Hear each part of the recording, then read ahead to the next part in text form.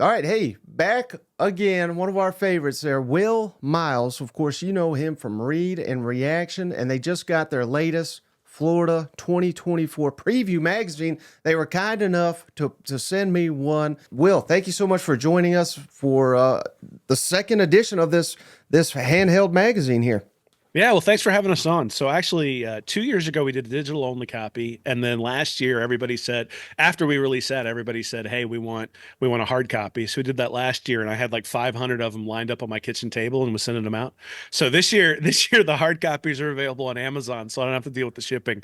And but you can also buy a digital copy as well over at our website. And yeah, we're excited. I mean, we it's funny. I think I've been sort of pretty down on the Gators all year long, but as we delved into the magazine, a bunch of different statistics that you sort of look at, especially on the defensive side of the ball, you go, there's some reasons for hope here, and that's all you're looking for as a college football fan. That's why I'm so into recruiting, because recruiting is always about hope. It's about what's coming next, and if you're not winning, like if you're not winning like Alabama or Georgia, then you got to be selling hope to your fan base. And so I think that's one of the things that people are going to come away from this magazine with is reasons and statistical reasons, and hopefully some film reasons as well for hope and optimism. And let's be honest, after 6-7 and 5-7 the last 2 years, that's something that's in short supply there in Gainesville. Right. And so before we get rolling and discuss the magazine, what's the easiest place for people to go and actually purchase it? And I'll put a link in the show notes for people to follow as well. Awesome. I appreciate that. So you can go to readandreaction.com/mag. So that's readandreaction.com/mag. That'll take you to both the digital and the hard copy version. There'll be links in there. You can also just go to Amazon and search Read and Reaction, and it'll pop right up. And you can buy the hard copy there. So if you want to buy the digital copy, you got to come to our website. If you want to buy the hard copy, you can either come through our website or you can go to Amazon directly. All right. And like you said, we've all grew up reading these magazines. Athlon, Lindy's, Phil Still, on and on and on. What is the reason that you and Nick want to do your own version for the Florida Gators? Yeah, so Nick Newton, who helps me run the website, he and I a couple years ago, we were looking through the Lindy's magazines, and what we realized is we read a couple of pages on Florida, and I went to Virginia Tech too, so I would read a couple of pages on the Hokies, and then the magazines are sort of sat there all off season, and there wasn't anything that really got into depth of what was going on. Okay, I know the roster, I know the turnover, I see a couple of coaches' opinions, maybe opposing coaches' opinions about what's going on. That's really cool. It's an awesome product, but it's not for Florida fans. And so our vision is to take this to all the other schools in the SEC as well, and hopefully all the Power Five schools as well. So, I know your audience is not entirely Florida fans. Not everybody's going to sit there and look at this magazine. But what I would say is that if you're interested in this sort of thing, drop me a line at my email. Come onto the website, take a look at it. Let me know you're interested in your market, because we are going to start expanding so it's 70 pages of Florida Gator only, a lot of breakdowns from a statistical perspective, from a recruiting perspective, and from a film perspective. And really our moniker at the website is we want to help people be a smarter fan. And so that's what we're trying to do here. And that's how we're trying to differentiate. Mm-hmm. And, I think it goes without saying, Will, that if you're talking Florida Gators, I mean, there's two things. I'd be curious if it's the same two for you. But anytime I bring up Florida, there's two things that are just universally brought up, and it's the schedule, which we'll get to in a minute, and the other is Billy Napier. And is he going to get fired? Is he on the hot seat and all this? And in the preview magazine, you kind of allude to the fact that Florida would be wise to kind of preach a little patience here. Is that where you are right now? And how about the fan base? I mean, what are the majority of Florida fans saying after two disappointing seasons? Well, so the funny part is that the people who are out on any sort of head coach are typically out after about 12 months. And so those people have just gotten louder and louder and louder. That's one of the beauties of college football is everybody's so passionate about it and they have their opinions. And I think you got two camps. You got the people who are saying, give him time, give him time, give him time. And you've got the people who are saying, look, he's already had enough time. We haven't seen what we need to see. And I think in my heart of hearts, I kind of fall more on the side of I think we've seen what we need to see. At the same time, I recognize that there are some unique challenges with name, image, and likeness and some other things that are going on. Certainly, Florida's had some bumps in the road, especially recently when it comes to that. And so the point I was trying to make in the article that I wrote is that when Florida got rid of Will Muschamp, they had Lamar Jackson essentially committed. He hadn't formally committed yet, but he told people after he went to Louisville that I would have come to Florida had that staff been there. He really wanted Kurt Roper and Will Muschamp there as his coaches, and he decides to go to Louisville. Well, can you imagine those Jim McElwain defenses in 2015 and 2016 with Lamar Jackson at quarterback? And with DJ Lagway in the fold, the five-star quarterback that Florida brings in this year as a true freshman, probably isn't going to play a ton this year. And so the question then becomes, if, especially the way the transfer rules work now, are you missing out on potentially a guy like Lamar Jackson if you decided to part ways with Billy Napier, and that caused something to happen where DJ Lagway went someplace else? Like, how would you feel as a fan if 3 years from now you're watching DJ Lagway light it up for Auburn, right? Or you're watching him light it up for Ole Miss, or you're watching him light it up for Ohio State or whatever. And so I think in the transfer portal era, you got to take that into account. That doesn't mean you don't make a change if you feel like you need to make a change. And if Florida goes 3-9 this year, I'm not sure there's any way you can keep him, because, like I said earlier, college football is about selling championships or selling hope. And if you can't sell either one of those, then you're going to struggle. But you think about a couple years ago with Dan Mullen when he had Anthony Richardson behind Emory Jones. And Richardson, one of the reasons the fans got so upset with Mullen is Richardson, every time he came out there, would put up an 80-yard touchdown. And then they'd go back to Emory Jones and the offense would sort of stagnate a little bit. It's like, just give AR a chance. Like, maybe he doesn't know the offense as well, but every time he gets out there, it's an 85-yard touchdown.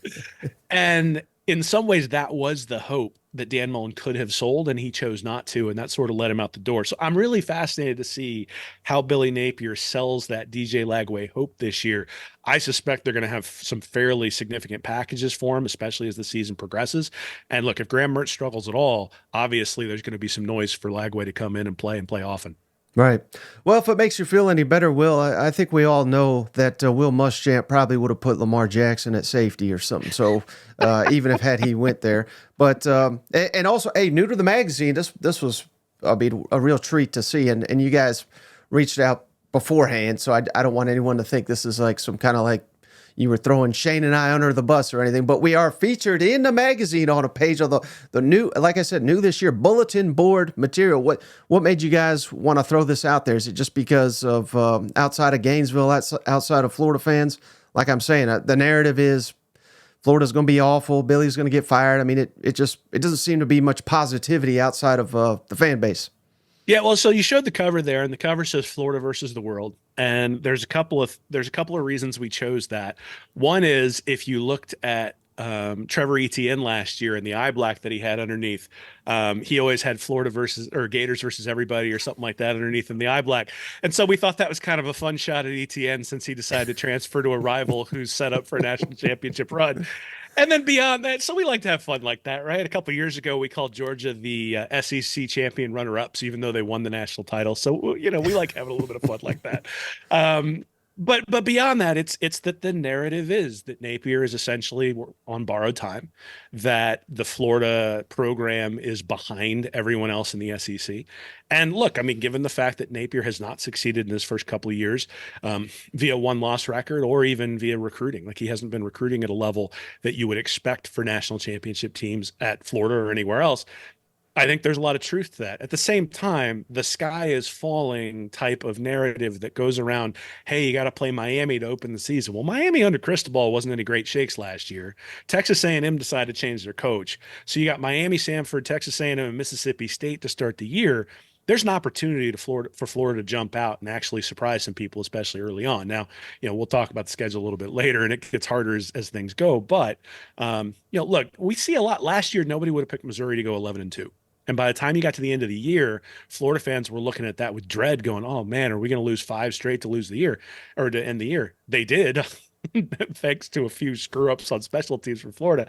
But no one would have picked Missouri as a surefire loss early in the year. And those sorts of things happen. So to me, that's the thing is those kids in the weight room and on the field and when they've been preparing have heard they're not very good now for the last 12 months. Billy Napier came in here saying he was going to change the culture.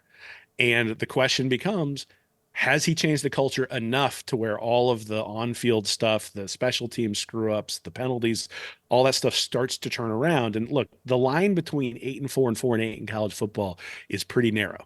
And an 8-4 season buys Napier at least one more year. A 4-8 season probably throws him out the door. So, that's the stakes this year. And so it really is Florida hunkering down, trying to prove that they're better than everybody thinks. And that's why we sort of chose that as the theme. Yeah, yeah, wisely chosen, in my opinion. One thing I really wanted to ask you about, EPA, expected points added. This is something also featured in last year's magazine as well, if memory serves, and just the emphasis you put on it.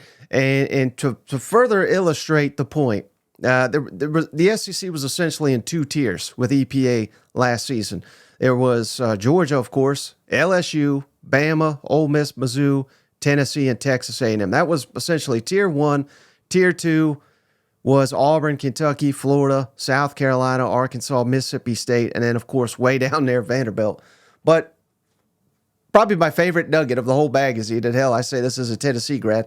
Tier one was 17-1 against tier two last year, with the sole loss being Florida beating Tennessee. Of course, every damn year they beat Tennessee. But why so much emphasis in your mind on EPA? Well, so EPA is a stat, like you said, it means expected points added. And it's a stat that takes context into account. So on 3rd and 1, if you run for 2 yards, that is a significant positive EPA. If 3rd and 10, you decide to hand off on a draw and you gain 2 yards, that's a significant negative play. And we all know that when you're watching the game. And the fans in the stadium boo when the head coach decides to hand it off on 3rd and 10 rather than going for the first down.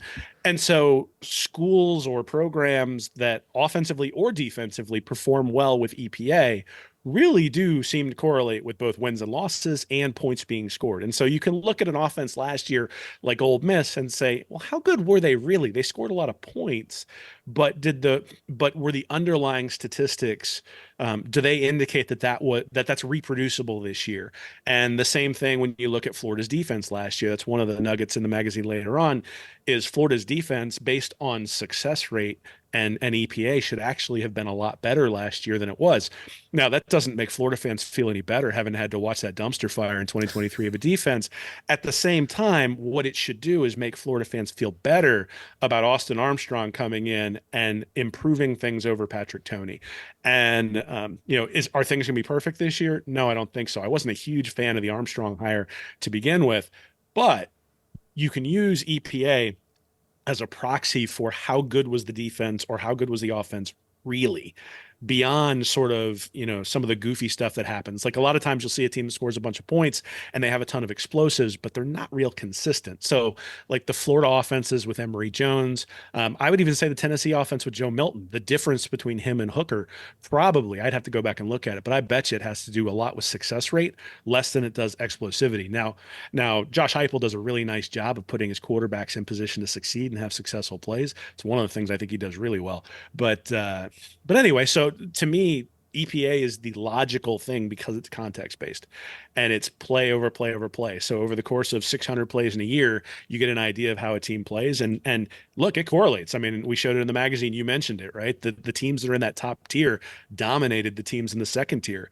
And if you want to use that as a gambling proxy, go ahead. If you think Alabama and Georgia are going to be in that top tier of EPA per play, you can pick them every week, because at least on the money line, because they're going to win all those games against sort of the mid-tier and low-tier SEC teams. Mm-hmm. And one other nugget that I absolutely love here is Billy Napier is trying to become the first coach since Ron Zook to avoid being a multi-loss coach to Tennessee. I mean, my God, you got to kick Tennessee as many times as possible in this damn book, huh? Oh, that one's Nick. That one's definitely Nick. But I mean, look, we don't have a lot to hold on to right now. And so, like I said, a couple of years ago, after Georgia lost to the SEC championship game to Alabama, but then won the national championship, we spent the entire magazine calling them the SEC runner-ups. And I'm not sure we even mention ETN anymore on the website of the podcast. Who's calling him Voldemort? He who shall not be named. So we enjoy a little bit of good back and forth. And I'm sure that the Tennessee fans will not hesitate to let me know if Florida ends up losing to the Vols this year. And think I'm going to try to get to Knoxville this year. Hopefully, hopefully I'll be able to walk out of there like I did in 2018 and head held high and everybody who gave me crap on the way in will be quiet on the way out. Yeah.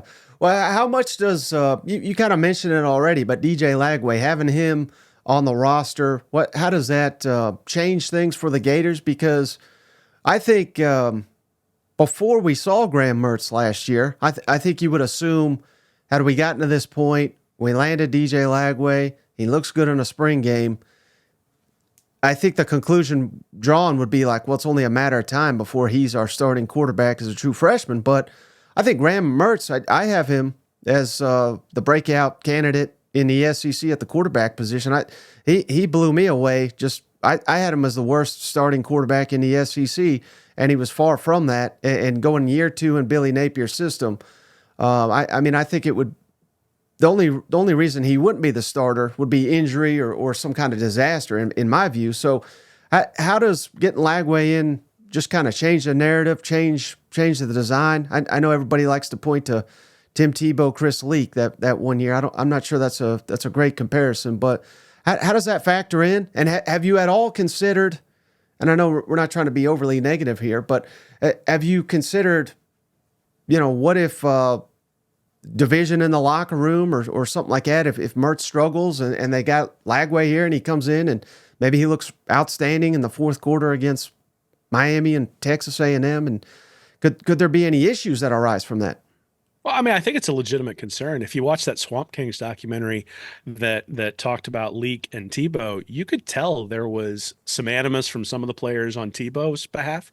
And then, the fact that Leak wasn't involved, and they glossed over some stuff that Leak really provided to that team in the documentary. And I think some of that has to do with probably some animus that crept up in that particular team. And that's a team that won the national championship, right? So I don't think anybody expects Florida to win the national championship this year. Now, the benefit of the schedule is if they overperform, like if Florida somehow pulls out 9-3, they should be in the playoff. I don't think there's any doubt about that, given who they're going to play. But to your point, I think it ramps up the pressure. I think it ramps up the pressure on everybody. I think it ramps up the pressure on Mertz. I think it ramps up the pressure on Napier. I think it ramps up the pressure just on the team in general. But look, I mean, after you've been under 500 for 2 straight years, that's what happens in Gainesville. The pressure gets ramped up. I mean, again, going back to the Swamp Kings documentary, Urban Meyer went 9-3 and almost had an ulcer, and was sitting there thinking he was going to get fired at 9-3, and we're sitting here coming off of 6-7 and 5-7. Going, hey, it's time to show the fan base something. It's time to show people that you can really turn this ship around. So whether that's more pressure or not, I don't necessarily know. I'll tell you that when you look at both the high school stats and the film, and we've got some of that in the magazine where we broke down high school plays of Lagway, and I know people like to poo-poo high school stuff, but I'll tell you what, I think you can tell a lot by looking at the high school stats, especially completion percentage. And then the other thing you can do is you can see Lagway likes going downfield and is not somebody who checks the ball down.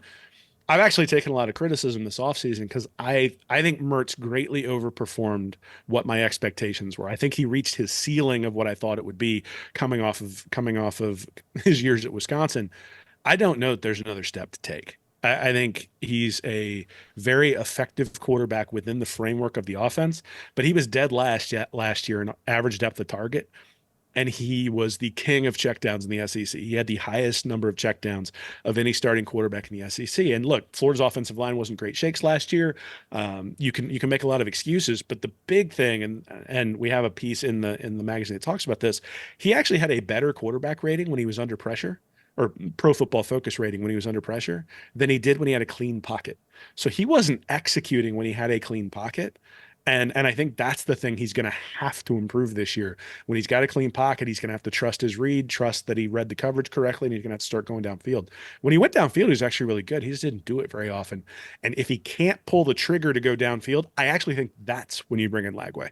I think the reality is Florida's going to have to stretch the defense in some capacity this year. They just don't have, they don't have Ricky Pearsall. They don't have a first round NFL draft pick sitting there on the outside along with Trey Wilson. They brought in some guys who are in the transfer portal, especially, who are decent pieces, but I don't think any of them is Ricky Pearsall. So they're going to have to go downfield strategically based on what the defense is giving them. Mertz struggled with that a little bit last year. So is there that next step? Can he progress to not just like Brady Cook, but you kind of need him to be in that Jalen Milroe type of range in terms of, now Milroe was an extreme example of going downfield all the time, but you got to take some shots. And Florida just didn't take a whole lot of shots last year. And without doing that, I'm not sure this offense is going to be able to produce what it needs to produce.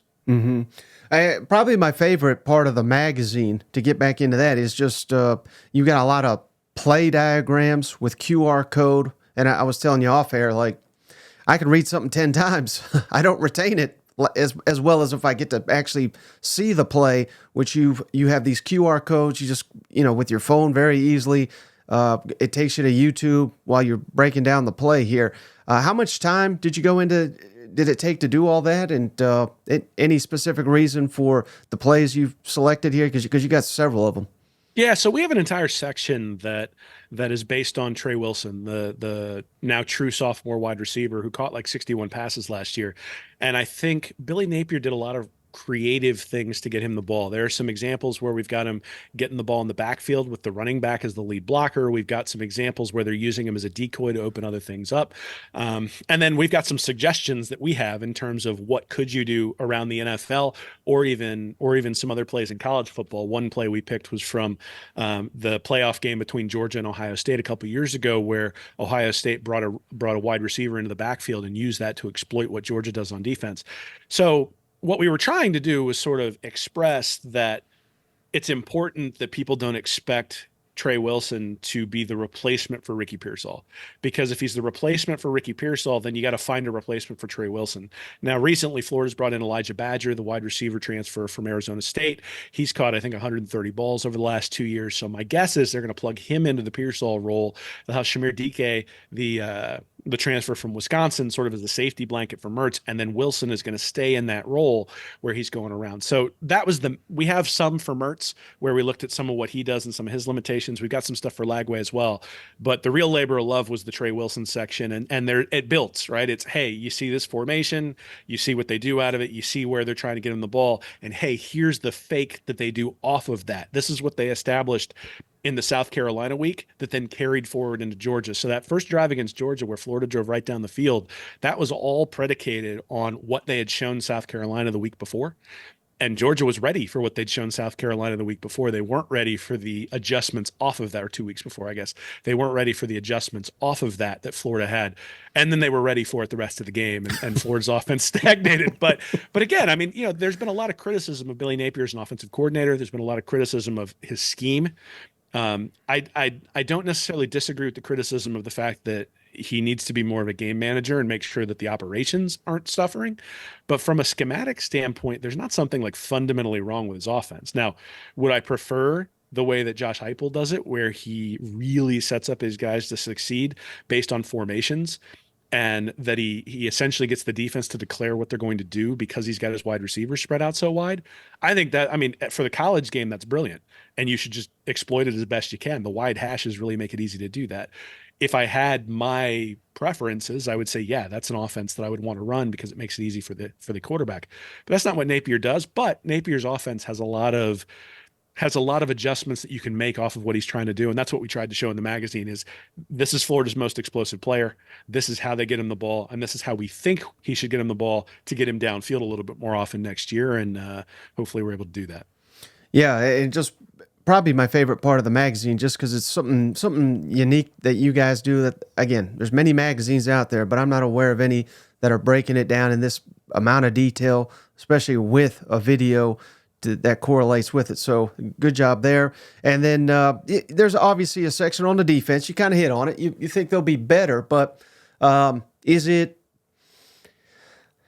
kind of where I'm at, Will, because it's kind of sad to me that, again, you've hit on it yourself. I mean, Billy Napier has struggled seemingly with management and things of that nature. And I think Ron Roberts is a good defensive mind. I mean, he's been at Auburn. He's been at Baylor when they were really good. Of course, his mentor fired him. But it seems like they hired a defensive coordinator to coach their defensive coordinator. And maybe I'm wrong by saying that, but that's kind of what it looks like from the outside looking in. And I do know for a fact that he is, and again, I'm talking Ron Roberts here, but he has had issues in the past with, look no further than last year, but I put more of that on Hugh Freeze than I do anybody else. But kind of rambling here. But basically, what is your thoughts on basically having a very young off defensive mind and then hiring someone that runs his scheme, that is more experienced, that's going to work under him? This is another thing that I think on paper looks good, Will, but we'll see how it goes. You know, I think just like last year at Alabama, we had Kevin Steele, and we seemingly had a coordinator change in the middle of the season, and I think that, I don't know, it could set up for a disaster. Yeah, well, I mean, in some ways, and this will sound weird as a Florida fan, maybe, but in some ways, I either want it to crash and burn, or I want it to be successful, like very successful. I don't want the 6-6. Well, give him another year. Like, when Muschamp struggled, I think it was 2013. Everybody gave him another year, but knew he was a dead man walking in 2014. You end up with Jim McElwain. I think they had some success going to Dan Mullen. You could argue that that was the wrong hire, but they did have some success with Dan Mullen in some ways because they pulled the plug on Jim McElwain when they knew Mullen was the guy they wanted to go after. So I am very much of the mindset that you want to know. You don't want to sit there and wonder and be on the fence. And so if it turns into a mess and it turns into a disaster, like at least we know. But they've done the same thing at special teams. They didn't get rid of Chris Couch, who was the special teams guy. They brought in another guy to lead special teams while they've got a special teams analyst out there who did it last year.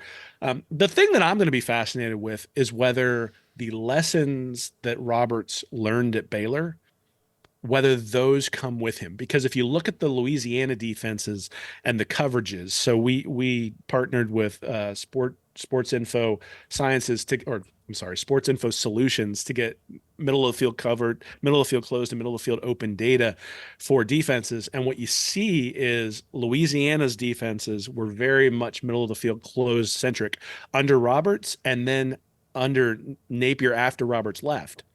And Austin Armstrong was part of that. If you look at what he did at Florida last year, it was very similar to exactly what you would expect from those Louisiana defenses. When Roberts went to Baylor, it switched, and all of a sudden he was doing much more middle of the field open. So less blitzing, trying to keep things in front of you, trying to prevent explosive plays. And that carried through to Auburn last year. There was a little bit more blitzing, but it did not flip all the way back to the Louisiana days in terms of middle of the field closed and daring people on the outside to take you deep. And last year, Florida got beat on explosive play after explosive play after explosive play. That was their bugaboo. That was the thing that completely destroyed the defense, was just not being able to make a tackle when you left a guy out on an island and it turns into an 80-yard play instead of a 14-yard play. And I think Roberts is going to bring that. I think he's going to temper the aggressiveness that Austin Armstrong has. The question will be, does Armstrong want to be tempered? And that's where the tension may come in. And I honestly don't know. I don't know. And I'm looking at it the same way everybody from the outside is I'm looking at it saying, this could be a powder keg ready to go off. This could be something where, 2 games in, those guys are having a fist fight in the locker room, and all of a sudden, Napier has to choose from. But it could also be the most brilliant thing in the world, because I don't think anybody doubts that Armstrong is a good young defensive mind. I think what they doubt is whether the aggressiveness that he dials up. And this was my criticism when he came in. Like, my article on Austin Armstrong when he came into Florida said that I hated the hire with the heat of 1,000 suns. And I got a lot of criticism for it. But the point was that he was so aggressive in areas where he didn't need to be. A lot of cover zero coverage when he was at Southern Miss, when he didn't need to do it, where he had the offense backed up and he was going for a knockout punch, and all of a sudden you leave a corner on an island and it turns into some sort of huge play. We saw that a lot at Florida last year. And so my hope is that Roberts is going to be able to rein that in a little bit. Say, look, there's a time to be aggressive. There's a time to go for the knockout punch. But the time to go for the knockout punch is not when you got a corner on the outside who's struggling on any sort of deep pass and doesn't like to tackle. Like, those are 2 things that we probably need to not combine. And look, Florida's had a lot of turnover at the cornerback position. Jason Marshall's back, but Jaden Hill's gone and Jalen Kimber's gone. Two of the guys who ranked lowest when you look at like their Pro Football Focus rankings and their on-off ratings and those sorts of things. So I suspect Florida's defensive backfield is going to be a little bit better, but I think what you're going to see is less aggressiveness dialed up from the defense. At least if these guys are working well together, that'll be what you see. Right. And then finally, Will, the schedule. I mean, that's all anybody wants to talk about with Florida, but it sounds like you and I are on the same page where I think the schedule potentially lines up really well for Florida. I mean, I think even 6-0, right? Again, I'm not predicting that, but I think that is highly realistic. Give it now. I guess you could flip it the other way though and say, well, Miami potentially a toss up. That is in Gainesville though, so that's why I lean Florida. A&M, I think you can consider that a toss up, but again, in Gainesville, who knows what we're getting out of Mississippi State and all their turnover, but I would lean heavily Florida there. And then they own Tennessee. So I mean there is a realistic opportunity that Florida gets off to a hot start and they're ranked and who knows. The back half, yeah, it looks extremely daunting and arguably there's not a more daunting stretch in the country, but again, I could argue I don't think LSU is. I think they're going to take a big step back. I think Texas is overrated. What if one or two things goes wrong at Ole Miss, or a job comes open and all of a sudden Lane Kiffin's a candidate? I mean, there's 20 different narratives that could derail Ole Miss. So, but in the magazine, you and Nick, I love this win, loss, or toss. Cousin Shane and I, we liked it so much. That's kind of what we do for our previews now. But the thing that I was just dying laughing at, of all the games, there's only two consensus wins that you and Nick have, and that's Samford and Mississippi State, which I would agree with. Now, there's some consensus losses, but how unpredictable is this season, given that, I mean, you and Nick can't even decide, the consensus wins and losses here necessarily. Well, you and I have been talking. We don't even know who the quarterback's going to be 3 weeks in if things start to go a little bit wonky. Um, so, I mean, look, I think when the pressure gets ratcheted up, two things happen. Things either fall apart or things become very clear as everyone galvanizes together.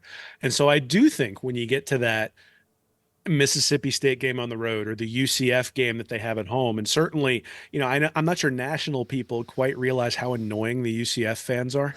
And they're just awful when it comes to like trying to prod the big guys when they get an opportunity. And they won that bowl game where Florida didn't care a few years ago. And all Florida fans have heard ever since is crap from the national champion 2017 UCF Knights, or fake national champions, or whatever you want to call it. But so they're annoying. And I think that's the game where, I have that one as a toss up. And if Florida can win that one, they're 4-0 heading into Tennessee. And, you've mentioned it. Florida is just a house of nightmares, even in Knoxville for the Vols.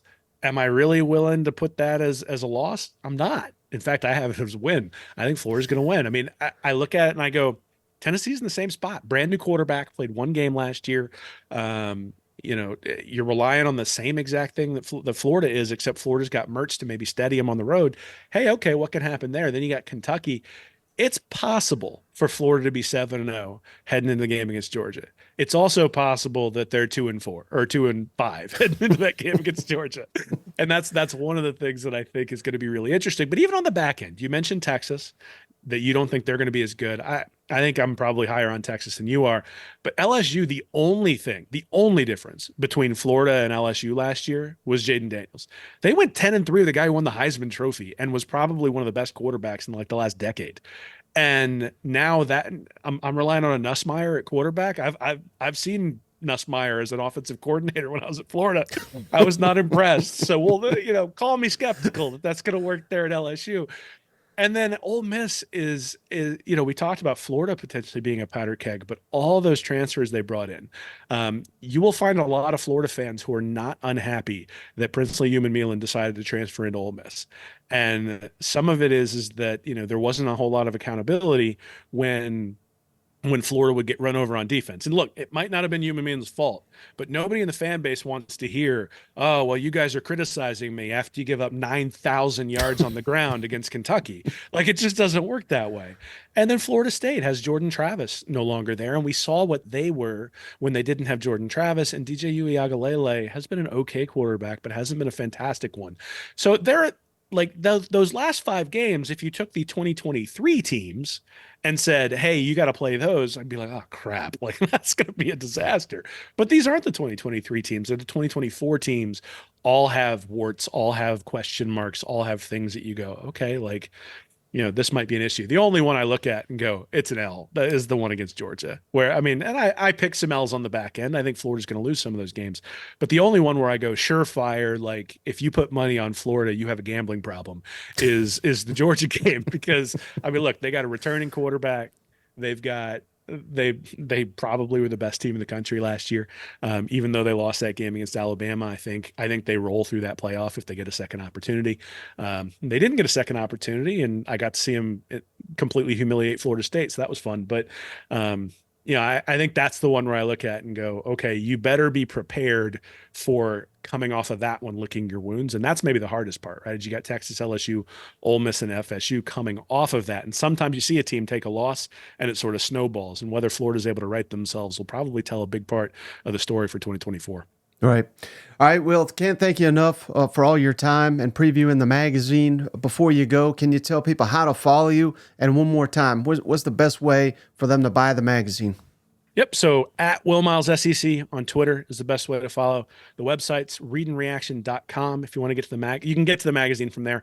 But if you want to get directly to the magazine, readandreaction.com/mag, that's /MAG. Or you can go to Amazon, search Read and Reaction, and get the hard copy there as well. And hey, Michael, I can't thank you enough. It's so awesome to have friends in this space who will invite you on, even if they're not necessarily Florida fans, and help you get the word out. And we love what you do and appreciate what you do, and certainly are appreciative of you giving us this forum. Absolutely. Anytime, my friend. Will, good luck this season. I know this is, what is it that Dave Waters always says? It's always a, never a dull moment in Gator Nation. Exactly. So it's going to be just that times a million this year. You know what? I'm just hoping it's interesting in November. I mean, it's been a couple of years since Florida's 3 years, really. That 2021 season with Mullen, and then the 2022 and 2023 with Napier. By the time you got to November, you were debating about the next recruiting class. And I just like to get to the games against LSU and Ole Miss and FSU, where we're not talking about what could be next year, where we're talking about, hey, what could be this year? And it'd be a win, I think, for Napier if he gets past that Georgia game and we're still talking about, hey, there's an opportunity here if you go on a run to potentially sneak into the back end of the playoff. And, it's funny, like, you think about the way things work in the NCAA tournament now in college basketball, where if you make the 64, everybody gets excited. And especially if you make the Final Four, everybody gets excited. I suspect that the standards are going to change a little bit in college football, where you make that top 12, maybe you were in the Outback Bowl in the SEC a few years ago if you were in the top 12, but now you're going to be in a tournament for the national championship, and there's going to be some teams that'll probably make some runs, and it'll be kind of fun to see all that happen too. So hopefully Florida can be one of those teams that does that. And I'm not necessarily counting on it for 2024, but I actually like the hard schedule, again, because of what I said earlier. It's either we're going to know like they're going to be playing for the championship, or we're going to know it's time to move on to the next regime. And I'd rather be sure about it than be on the fence. Yeah. And thankfully the SEC turned around and gave you the same schedule twice. Well, we'll either make it hard for the new guy or Napier's. No one will be able to turn around and say Billy Napier didn't earn it if he's still the head coach at Florida 3 years from now. So, I mean, look, sell it. Right? I mean, you're going to come and play against the best players in the entire world at your age group if you come and play at the University of Florida. That should be an easy sell. And combined with the fact that Florida has one of the biggest fan bases and alumni bases and all that sort of stuff, the money shouldn't be an option or shouldn't be a problem. And so if you can set up the NIL appropriately to where all things are equal, I think Florida has a lot to sell. I think just about every SEC school has a lot to sell. But I mean, I don't know if you've ever been to Gainesville, man, but it's 55% female population, and it's over 80 degrees like 90% of the year. So it's a cool place to be if you're a big man on campus. And I would encourage players to go check it out.